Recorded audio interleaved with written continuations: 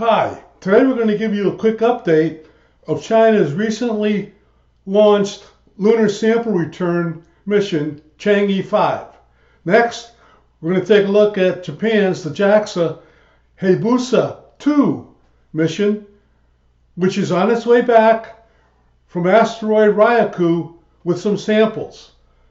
Lastly, we're going to take a look at SpaceX Lunar Lander's Human Landing System, and we're going to take a visit to SpaceX's new spaceport located in Boca Chica, Texas. Stay tuned. We got lots of information to share with you. For those of you that don't know me, my name is Ed Grace, and I worked on the Apollo program for 10 years, and I was part of the Apollo 13 mission operations team that was awarded the Presidential Medal of Freedom. Earlier, Chinese state news reported that the Chang'e 5 probe had landed safely on the moon and was now gathering rock samples before the return vehicle blasts off from the moon. It has a number of instruments to facilitate collecting samples, including a camera, spectrometer, radar, a scoop, and a drill. Chang'e 5's goal is to collect about 4 pounds of soil or regolith to carry up to an orbiting vehicle that can then transport the samples back to Earth. The samples are expected back on Earth on December 16th. Unfortunately, no video of the event has been provided as of this time. Next, let's review the JAXA Hayabusa2, an asteroid sample return mission operated by the Japanese space agency, JAXA, which was launched on December 2nd, 2014. Hayabusa2 arrived at Asteroid Ryugu in June 2018 and has spent over a year studying the space rock asteroid. Hayabusa2 touched down twice on Asteroid Ryugu despite its extremely rocky surfaces and has successfully collected data and samples. The Hayabusa2 spacecraft left Asteroid Ryugu in November of 2019 with its sample pack completely filled, and it's expected to land back on Earth December 6th in the Australian outback. The capsule, protected by a heat shield, will re-enter the Earth's atmosphere. About 6 miles above ground, a parachute will open for landing, and beacon signals will be transmitted to indicate its location. It took the spacecraft 3.5 years to arrive at Asteroid Ryugu, but the journey home was much shorter because of the current locations of Ryugu and Earth to each other. Instead of ending its run with this exciting delivery, the Hayabusa2 spacecraft will swing back out into space to visit another asteroid target, 1998 KY26, the Japanese Aerospace Exploration Agency said in a statement. Hayabusa2 is not expected to reach the new asteroid that it's going to visit until 2031. It's unbelievable that JAXA expects this Hayabusa to operate for over 20 years in space. Wow. I mean, that's really amazing, but that just shows you what you can do with solar power.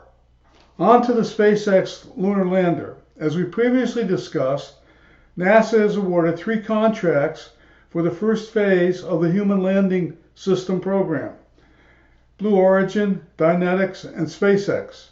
Blue Origin and Dynetics have both assembled a team of companies to support their development. Both Blue Origin and Dynetics have developed a full-size mock-up of their proposed human landing systems.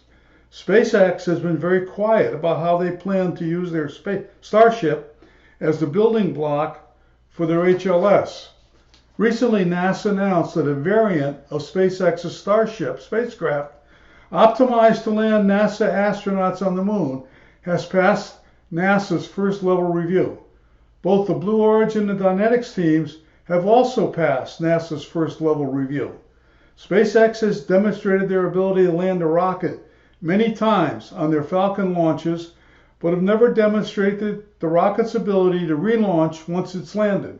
SpaceX has successfully been the first company to accomplish many space-related goals, such as they were the first company to capture and reuse its rockets, the first company to have Starlink internet network operating in a limited fashion. There are more than 800 Starlink satellites in orbit presently. SpaceX was the first to shuttle cargo and then astronauts to and from the International Space Station.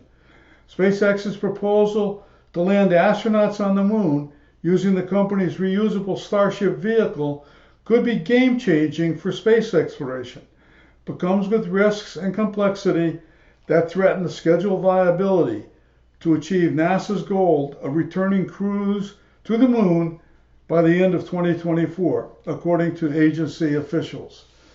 SpaceX's Starship vehicle will stand about 160 feet tall, with a diameter of roughly 30 feet, dwarfing the other human-rated lunar lander concepts. It will land and take off vertically, powered by Raptor engines, each capable of generating nearly 500,000 pounds of thrust at full power. Significant weaknesses of the Starship proposal as identified by NASA. It proposes a propulsion system that's notably complex, requires numerous highly complex launch and rendezvous and fueling operations. SpaceX's past performance on the Crew Dragon and Falcon Heavy development, both of which experienced considerable schedule delays. SpaceX has previously launched rockets from Vandenberg Air Force Base in California and Kennedy Space Center in Florida. Now they're building their own spaceport in Boca Chica, Texas, which they will own and manage. I've got a short clip from the Boca Chica Spaceport giving an idea what it looks like. I imagine it's a lot like what Cape Kennedy or Cape Canaveral looked like back in the early Mercury days. Enjoy the clip. Yes, exactly. But first, I want to put this into perspective. The last time we were here, we covered a nearly 500-foot hop, igniting one Raptor engine. Well, this prototype behind me will be the first Starship prototype to ignite all three Raptor engines. And when that happens, we will definitely not be standing here. That's the launch facility right behind me. Rapid transformation, a budding SpaceX empire by Boca Chica Beach. This area dedicated to Starship has more construction, more amenities, and even more SpaceX campers than there were when we were there just months ago.